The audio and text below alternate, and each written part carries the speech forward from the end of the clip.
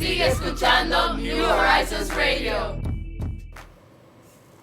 Gracias amigos por continuar con nosotros. Recordarles que si tienen alguna inquietud, alguna pregunta, comentario, experiencia que quieran contarnos, bueno, pues estamos en nuestras plataformas, nuestras cuentas en Instagram y en Twitter. Allí puedes encontrarnos como programa NH Radio y bueno, podremos nosotros por aquí canalizar cualquier inquietud que tengas con nuestra experta del día, Natalia Vergés, doctora oftalmóloga, una que también pertenece a la casa New Horizons, miembro estelar de nuestra familia, porque no hay que decirlo. Y bueno, pues agradecemos mucho el placer de volver a compartir con nosotros desde su experiencia y en este importante tema, ¿verdad?, que nos ocupa el día de hoy, porque tenemos que seguir viendo la educación de manera integral, que es lo que seguimos promoviendo por acá, justamente en este punto en el que nuestros alumnos están ahora, digamos que con razón, mucho más frente a la pantalla, porque habitualmente lo están en temas de videojuegos y demás, pero ahora se hace obligatorio con esta educación online. Bienvenida una vez más a New Horizons Radio. Gracias, Ana. Siempre un placer estar aquí con este equipo maravilloso y en un tema que pues realmente no es nuevo, pero lo vamos a traer ahora porque realmente vale la pena hacer una revisión de las cosas que ya se sabían y que estamos viendo con esta nueva modalidad de educación virtual. Así es. Que en lo que yo pueda ayudarles. Bien, usted señala, este no es un problema nuevo, no es una realidad nueva. Podemos incluso hacer este ejercicio de cómo regularmente al inicio del año escolar tendemos nosotros como padres a hacerle las revisiones habituales a nuestros hijos, ¿no? Vemos cómo lo llevamos al médico, hacerle sus analíticas de regulación, hacerle sus visitas en el oftalmólogo, pero hemos estado durante todos estos días, desde marzo pasado, en una digitalización necesaria. ¿Qué ha visto como doctora oftalmóloga en el consultorio y qué debe entonces empezar a ver el papá que de repente no lo está pensando en este momento? Claro. Mira, Ana, dijiste algo, me voy a salir un poquito de la última pregunta porque dijiste algo muy importante al principio de este último comentario y es el tema del chequeo regular oftalmológico que se hace en los niños y que por motivo de la pandemia se ha debilitado mucho esa área de la medicina preventiva en el chequeo del niño preescolar y del niño y del joven. O sea, anualmente debe hacerse un examen oftalmológico porque no solamente es hacer un primer diagnóstico, sino es hacer un seguimiento longitudinal, así como se hace el seguimiento longitudinal pediátrico, así debe hacerse el seguimiento de la visión. Entonces es una de las cosas que en la escuela presencial nos ayudaba mucho, porque el profesor es uno de los entes más referidores a la consulta. Es una de las primeras personas que se da cuenta de que el niño tiene un problema visual, sobre todo en los pequeñitos, en las edades de inicio de lectoescritura. Son los profesores muchas veces los que se dan cuenta de que hay un comportamiento visual inadecuado y entonces dan la voz de alarma y entonces el padre va a la consulta. O sea que eso es algo que la educación virtual nos va a frenar un poquito. Claro está, siempre recordarle eso a los padres por medios como este, que es importante determinar que su niño no tenga ningún problema oftalmológico a la hora de iniciar la escolaridad. Entonces, en cuanto a lo que me decías de la digitalización, necesaria, como tú dices, disculpa, necesaria como tú dices, ¿qué es lo que está pasando? ¿Qué es lo que debemos ver? ¿Qué es lo que nos llama la atención en todo este proceso que ya ha sido bastante largo? Porque como bien dices, son 7 meses. Sí, ya vamos para los 7 meses. Ya vamos para los 7 meses. Y lo primero que comenzamos a ver evidentemente fue que antes de cerrar completamente la consulta por la pandemia era la ausencia de visitas a la consulta de personas que necesitaban un seguimiento muy cercano. Niños posoperados, pacientes que tienen defectos refractivos muy altos, que tienen que chequearse, niños que estaban en tratamiento de ambliopía, que requieren necesariamente verlos cada cierto tiempo para ver cómo ha sido la evolución de su patología. Entonces tenemos ese caso, el caso de que el seguimiento oftalmológico no ha sido el adecuado y las consecuencias de eso pueden ser catastróficas realmente, sobre todo en los tratamientos de ambliopía, que ya hablamos de eso en otros programas. Entonces, por otro lado, desde hace mucho tiempo se sabe que en España, por ejemplo, se llama el síndrome del ordenador, es algo que ya se describió hace mucho tiempo, que el uso por mucho tiempo del computador trae sintomatologías en los pacientes, no solamente en los niños, sino también en los adultos, y todos los que trabajan muchas horas en computadora lo saben. ¿Qué pasa? Que el ojo no está hecho para durar muchas horas en una misma posición, acomodando en una misma posición. Entonces esto trae lo que nosotros le llamamos astenopia, ojo cansado, ojo rojo, dolor de cabeza, dolor a nivel occipital. Los pacientes que tienen patologías de base, que usan medicamentos, que pueden disminuir la función de su producción de lágrimas, esos pacientes también van a tener pues mucho más sintomatologías que los que no lo tengan, los que no tengan esas patologías. Sí.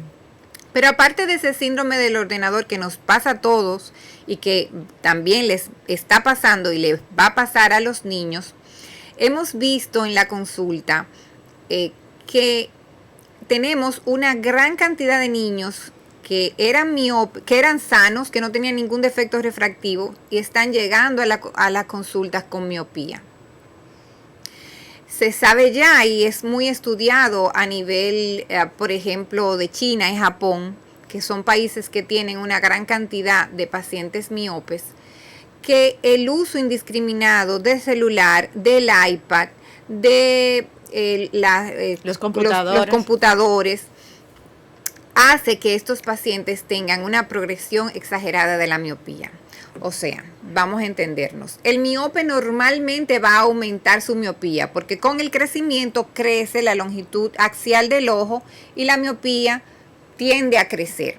Lo que estamos hablando es que ahora tenemos, por este uso indiscriminado o por este uso de muchas horas de estos aparatos, pues vamos a tener que esos pacientes miopes van a tener propensión a un aumento mayor del que iban a tener, por decirlo así, de su miopía.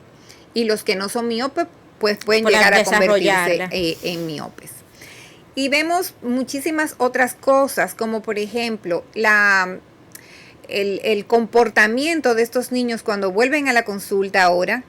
Es bien difícil, sobre todo yo que veo población pediátrica, porque han perdido el contexto de la socialización, tienen mucho miedo y en un examen como el mío, que es un examen objetivo, donde yo tengo que tomar una agudeza visual y necesito respuesta de un niño, pues el comportamiento dentro del consultorio ha sido muy difícil. O sea, que ahí te está dando un datito de la parte psicológica, ¿no? Sí, de cómo importante. El niño que es una muestra de cómo el niño se comporta frente a un doctor, digamos, exacto, ante un ente fuera de su hogar. Uh-huh. Y es bien difícil en el caso de los niños que necesitan seguimientos cercanos. También tenemos el caso de los traumas en el hogar. Es una de las cosas que estamos viendo mucho. A más tiempo en el hogar, pues más propensión de traumas oculares y de todo tipo, pero en el caso mío, sí, oculares. Claro. Con el agravante de que en muchos casos, y esto lo veo mucho a nivel hospitalario, no van a tiempo a la consulta. Entonces, un trauma que debió resolverse, atenderse en 24 horas, llega en 3 y 4 días a la consulta, a veces con pocas cosas que hacer para el médico que lo recibe. Y hay una patología que estamos viendo cada vez más mis colegas y yo, que es el espasmo de la acomodación. Y es una patología que se le adjudicaba a muchas cosas antes, ya había estado descrita, aunque rara, sí había estado descrita, pero ahora lo estamos viendo en los pacientes con el uso indiscriminado, y tal vez la palabra indiscriminada no es la que debe usar, sino este uso de muy largo tiempo, el aumento del uso, de estos aparatos, Y entonces son niños que llegan con una visión total, o sea, con una visión borrosa que no se justifica con el defecto refractivo que tienen. Son pacientes que tienen dolor de cabeza y en casos que he visto, inclusive con problemas en cuanto al alineamiento ocular, o sea, llegan con un estrabismo adquirido al consultorio por el uso de estos aparatos. Casi siempre, o siempre, y para confirmar el diagnóstico, con simplemente evitar todo tipo de aparato electrónico por 15 días, 20 días, todos los síntomas se van. Absolutamente todos los síntomas se van. Entonces, definitivamente tenemos que tomar en cuenta esto a la hora de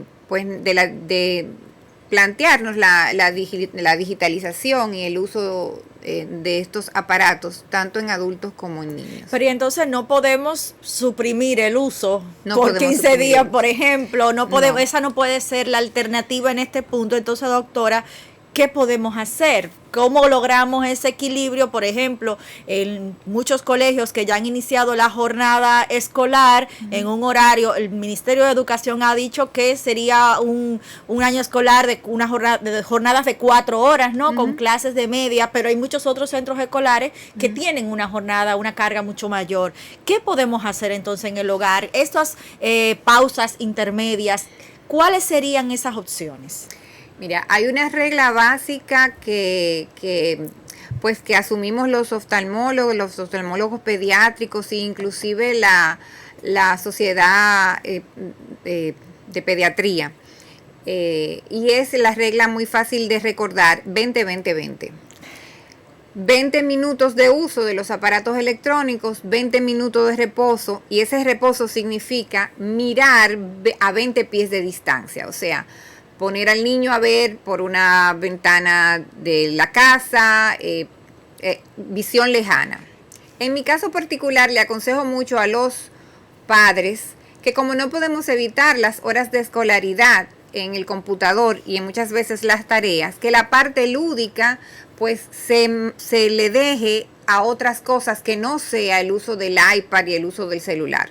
Y básicamente con eso ayudamos un poco. Sobre todo en los chiquitos, que a veces para que se estén tranquilos le damos un aparato electrónico y creemos que ya con eso resolvimos. Exactamente. Entonces otra cosa importante es el lugar de trabajo de los niños en la casa. Debe ser un lugar de trabajo con adecuada luz, porque una de las cosas que más se estudió que más incide en el tema de la miopía, por ejemplo, es que nuestros niños tienen cada vez menos horas de luz solar y no hay manera de imitar la luz solar en un espacio cerrado. O sea, el lumen del exterior no lo podemos tener en un espacio cerrado de ninguna manera. Por más iluminado que esté. Por más bien iluminado que esté. Entonces, tratar de que el espacio sea bien iluminado, donde esté el niño, de que esté sentado en una posición correcta y que la pantalla del computador no le quede ni muy abajo ni muy arriba, sino a la altura de sus ojos, pero sobre todo con la iluminación correcta. Y si podemos tener un espacio donde ellos en algún momento descansen su vista, mirando, teniendo una visión lejana, pues muchísimo mejor.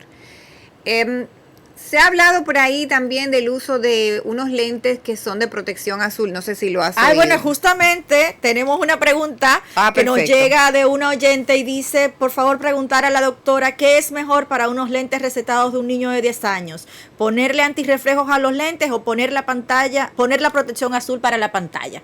O sea, que va encaminado con este punto que usted acaba de tocar. Sobre la protección azul de la pantalla, por ejemplo, la mayoría de las pantallas, leí el otro día, porque no sé tanto de tecnología, me podrá ayudar un tecnólogo, pero sí leí el otro día que realmente ya la luz azul de las pantallas es bien poquita. O sea que esa es una de los adelantos tecnológicos de las computadoras nuevas. Pero sí se ha puesto muy de moda en el mercado el tema de la luz de los lentes de protección de luz azul. Realmente no hay estudios que digan que este lente protege nuestra retina o nos protege de no desarrollar miopía, pero sí nos da un poquito más de confort a la hora de tener muchas horas de computador, pues más que todo el tema del confort por la cantidad de horas que usamos, pues la luz azul no es que esté de más tenerla en cuenta. Pero realmente no hay un estudio que diga que anatómicamente nos da una protección. En cuanto al lente antirreflejo que se utiliza mucho, yo particularmente con el tiempo he dejado de indicar el lente antirreflejo en los niños porque es un tratamiento que se le hace al lente que es muy delicado, entonces el niño con mucha facilidad lo daña porque toma humo de algún sitio porque le da mucho calor, entonces daña el lente. Y lo reservo para las personas que realmente tienen fotofobia por muchas otras razones, entonces reservo el lente antirreflejo para esas personas. Realmente vuelvo a lo mismo, es un lente que te va a dar un poquito más de confort. El lente antirreflejo es más que todo para la luz, por ejemplo en la noche, las personas que tienen muchos problemas con los reflectores de los carros, eso va, pues se va a sentir muy bien con el antirreflejo.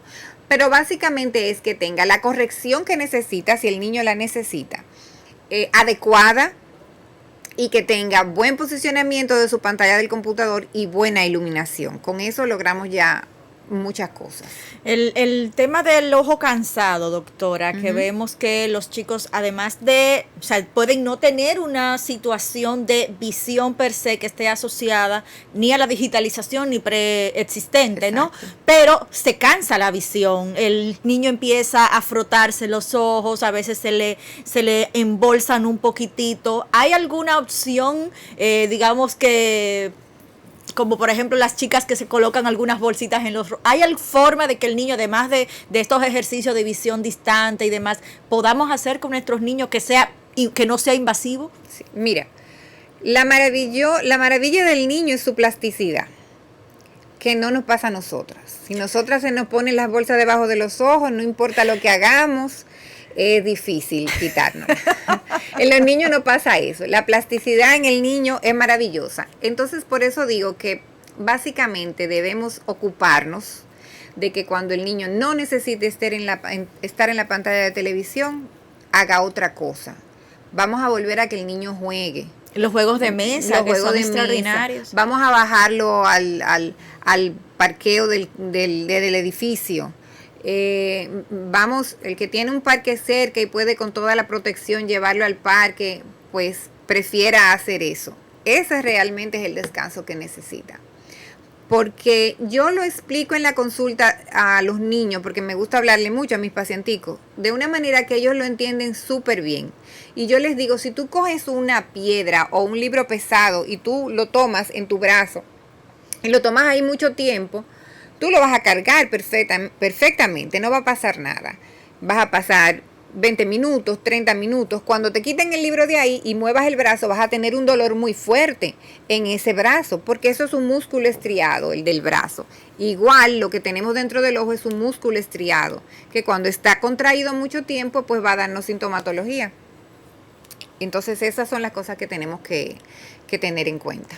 Excelente. Bueno, pues señores, agradecer infinitamente a la doctora Natalia Vergés, quien siempre pues viene a darnos esos puntos importantes dentro de lo que nosotros tenemos que tomar en cuenta, y conforme se presentan las situaciones, bueno, pues vienen eventos asociados a ellos que tenemos que mirar, y en esta ocasión, bueno, pues también el tema de la educación digital online, bueno, pues viene con otros ingredientes que nos deben hacer ocuparnos de manera interesante. Muchísimas gracias, doctora, gracias por estar a por acá, ustedes, y como siempre a la orden. Las puertas abiertas. Señores, nosotros vamos a una pausa comercial y regresamos en unos segunditos para continuar con más aquí en New Horizons Radio.